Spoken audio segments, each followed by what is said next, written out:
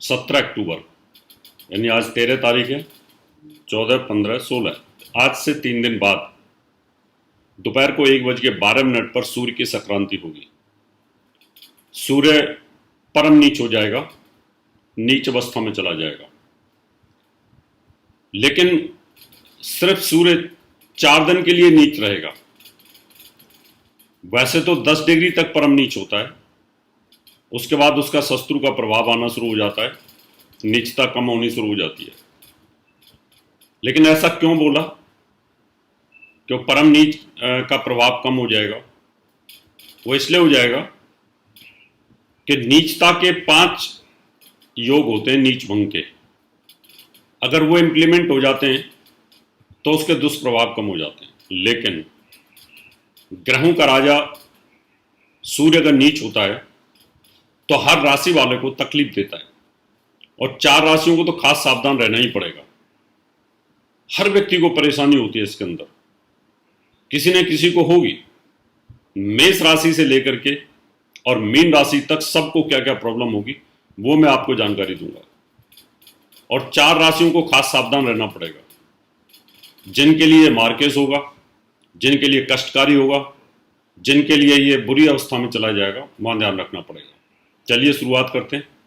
पहले तो मेष राशि से शुरुआत करेंगे। क्या आखिर ये भी पहले आपको बता दूं कि सूर्य तुला राशि में 10 डिग्री तक, यानी पहले 10 दिन परम नीच रहता है, और परम नीच होने पर कभी कभी उसकी नीचता समाप्त हो जाती है। और नीचता के उसके 5 प्रकार हैं। पहला प्रकार, जिस राशि में वो नीच हुआ है उस राशि का स्वामी अगर केंद्र में हो या चंद्रमा से केंद्र में हो तो नीच भंग राजयोग हो जाता है। लेकिन हम लगन से ही लेकर के चलेंगे, यानी ऐसे तो फिर 10 प्रकार से हो जाएगा। दूसरा, नीच राशि का स्वामी, जैसे एक तुला राशि में ये शुक्र की राशि में नीच होता है और शुक्र साथ बैठा हो तो नीच भंग राजयोग होता है, लेकिन अस्त नहीं होना चाहिए शुक्र को। दूसरा इसका जो इफेक्ट होता है, जिस राशि में ये नीच हुआ है उस राशि का स्वामी केंद्र में उच्च हो, और जिस राशि में सूर्य नीच होता है और सूर्य उच्च कौन सी राशि में होता है, यानी मंगल, अगर मंगल भी केंद्र में हो तो नीच भंग राजयोग होता है। और जिस राशि में ये नीच हुआ है, यानी तुला राशि में नीच हुआ है, तुला राशि का स्वामी इसको देखता हो दृष्टि से, अपनी तुला राशि को देखता हो तो नीच भंग राजयोग बनता है। तो ये इतने प्रकार होते हैं। तो हम अब आपको बताएंगे कि हर राशि वाले को ये क्या क्या तकलीफ देने वाला है, और साथ में 4 राशियों को क्या तकलीफ देगा। मेष राशि से बात करेंगे कि मेष राशि की शुरुआत क्या है। मेष राशि में विवाह स्थान का स्वामी होता है। मेष राशि में संतान भाव का स्वामी होकर के विवाह स्थान पर है, केंद्र के अंदर है, और यहां पर नीच भंग राजयोग नहीं है, क्योंकि तुला राशि का स्वामी स्वयं मृत्यु स्थान में है। तो मेष राशि को खास सावधान रखना पड़ेगा बच्चे के स्वास्थ्य के लिए, गर्भवती महिलाओं को, और साथ में अपने प्रेम संबंधों को ध्यान में रखना पड़ेगा। वृष राशि की बात करेंगे। वृष राशि में मां का स्वामी और नीच होकर के रोग स्थान पर है। मां का स्वास्थ्य खराब होगा, लेकिन छठे भाव में नीच हुआ है, तो यहां इस राशि का, वृष राशि का, यानी वृष लगन का जो है नीच भंग राजयोग बनता है। केंद्र में शुक्र है, तो 30 तारीख को, 30 अक्टूबर को शुक्र का राशि परिवर्तन हो जाएगा, तो यहां से नीचता खत्म हो जाएगी। अब बात करेंगे, मैंने कहा था 4 दिन बाद 20 अक्टूबर को मंगल इसके साथ आ जाएगा। जब मंगल इसके साथ आएगा तो जैसे सूर्य केंद्र में आएगा और मंगल केंद्र में आएगा तो नीच भंग राजयोग बनेगा। मिथुन राशि, मिथुन राशि में तीसरे भाव का स्वामी, यानी आपका छोटा भाई बहन, नीच होकर के बैठा हुआ है, त्रिकोण के अंदर नीच है, और यहां पर कोई नीच भंग राजयोग नहीं बना हुआ अभी 4 दिन के लिए, उसके बाद बन जाएगा, 30 तारीख के बाद भी बन जाएगा। तो यहां छोटे भाई बहनों को गले में तकलीफ हो सकती है, परेशानी हो सकती है। कर्क राशि, मार्केस होकर के नीचे केंद्र के अंदर नीच हुआ है, 4 दिन बाद नीच भंग राजयोग होगा, तो अगले 4 दिन सावधानी बरतनी है, क्योंकि यहां पर ये दिशाबल भी कमजोर हो जाता है इसका, और साथ में दूसरे भाव का स्वामी है, तो आपको सावधानी बरतनी पड़ेगी।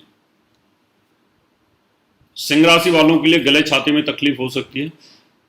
तीसरे स्थान में बलवान होता है और नीच होकर के बलवान हो रहा है, तो अगर आपको थायराइड है, तकलीफ है, तो अपने स्वास्थ्य का ध्यान रखें। वैसे नीचभंग राजयोग बना हुआ है क्योंकि केंद्र में शुक्र बैठा हुआ है, तो सिंह राशि का भी नीचभंग राजयोग है, लेकिन आपको सावधानी स्वास्थ्य की रखनी पड़ेगी। धन के लिए अच्छा रहेगा सिंह राशि वाले के लिए।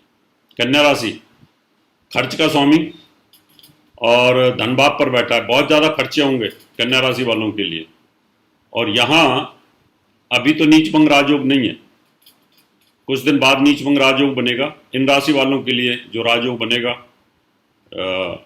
उसमें अभी समय लगेगा। उसका मतलब यह है कि आप कह सकते हैं कि 30 तारीख के बाद में, 30 अक्टूबर के बाद, तब तक आपको थोड़ी सी तकलीफ का सामना करना पड़ेगा। हर राशि के लिए नीचभंग राजयोग नहीं है, ये भी ध्यान रख लीजिएगा, क्योंकि कुछ राशियों के लिए नीचभंग राजयोग होगा, कुछ राशियों के लिए 4 दिन बाद होगा, कुछ राशियों के लिए नीचभंग राजयोग 30 तारीख के बाद होगा।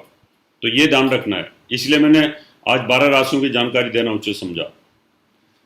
तुला राशि लाभ का स्वामी केंद्र में है, यहाँ पर तो नीचभंग राजयोग बन जाएगा। 4 दिन बाद नीचभंग राजयोग बनेगा, मंगलिक योग भी बनेगा। बड़े भाई के स्वास्थ्य में थोड़ी सी डिस्टर्बेंस हो सकती है, इसका ध्यान रखें। वृश्चिक राशि की बात करेंगे, यहां कैरियर का स्वामी नीच हो रहा है।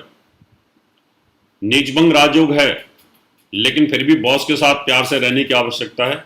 आपकी मदर इन लॉ का स्वास्थ्य खराब हो सकता है, इसका ध्यान रखेंगे। धनु राशि भाग्य का स्वामी नीच है, और जहां नीच हुआ है वहां सूर्य बलवान हो जाता है, इसलिए अभी यहां पर धनु राशि वालों के लिए कोई नीचभंग राजयोग बनने वाला है नहीं। इसलिए ध्यान रखेंगे कि आपको थोड़ी सावधानी बरतनी है अपने भाग्य की, और पिता के स्वास्थ्य का भी ध्यान रखना पड़ेगा। मकर राशि की बात करेंगे, आयु का स्वामी नीच हुआ है केंद्र में, और 20 अक्टूबर से नीचभंग राजयोग बन जाएगा। तो अगले 4 दिन गाड़ी तेज ना चलाएं, स्वास्थ्य का ध्यान रखें, क्योंकि मार्केस है, कष्ट हो सकता है, चोट लग सकती है, इसका ध्यान रखना होगा आपको। कुंभ राशि, कुंभ राशि के अंदर पत्नी स्थान का स्वामी नीच हुआ है, नीचभंग राजयोग बना हुआ है, लेकिन फिर भी पत्नी के गले छाती में तकलीफ होना, थायराइड बढ़ जाना, कोल्ड कफ की शिकायत बढ़ जाना, इसका ध्यान रखना पड़ेगा। सूर्य को जल चढ़ाते रहें, सूर्य की सेवा करते रहें, सूर्य के मंत्रों का जाप करते रहें तो अच्छा रहेगा। मीन राशि रोगेश मृत्यु स्थान में है, पेट में तकलीफ होना, इसका ध्यान रखना पड़ेगा। और अभी कोई नीचभंग राजयोग भी नहीं है 30 अक्टूबर तक, इसलिए थोड़ी आपको सावधानी बरतनी पड़ेगी। अब हम आपको कुछ इसके उपाय बता देते हैं, जिससे कि आपको किसी प्रकार की तकलीफ ना हो, क्योंकि जब ये ग्रह नीच चलते हैं तो तकलीफ भी देते हैं, परेशानी भी पैदा कर देते हैं। तो सूर्य जितने दिन नीच का रहेगा, पूरे 1 महीने नीच का रहेगा, नीचभंग राजयोग बनता है तो पैसा आना शुरू हो जाता है, और पैसा आता है तो फिर बीमारियों को भी हम कहीं ना कहीं कवर कर लेते हैं, कंट्रोल कर लेते हैं। इसलिए पैसा है तो सब कुछ हो जाता है। इसलिए सूर्य को जल चढ़ाएं, और साथ में इसका वैदिक मंत्र है ओम गिरणी सूर्याय नमः, इस मंत्र का रोजाना जाप कर सकते हैं। और सूर्य को जल चढ़ाते वक्त मॉर्निंग का समय ही होना चाहिए, सूर्योदय से 1 घंटे के भीतर भीतर। कई लोग सूर्योदय से पहले सूर्य को जल चढ़ाते हैं, कई दोपहर को चढ़ा देते हैं, और कई ऐसे नीचे गर्दन करके चढ़ा देते हैं। ऐसे नहीं होना चाहिए, इसका ध्यान रखेंगे। और 1 महीने तक सूर्य की 2 मंत्र, 2 माला यानी 216 मंत्र रोजाना आपको साथ में करने भी चाहिए, तो इससे आपको निश्चित तौर पर लाभ मिलेगा। मित्रों, ये था सूर्य की 12 राशियों का फलादेश। इसी तरह की और भी जानकारी लेने के लिए हमारे चैनल को सब्सक्राइब करें और नई वीडियो की नोटिफिकेशन के लिए बेल आइकॉन दबाएं। अगर आप ये वीडियो फेसबुक पर देख रहे हैं तो वीडियो को लाइक और शेयर करें। साथ ही अपनी राय कमेंट बॉक्स में जरूर बताएं। धन्यवाद।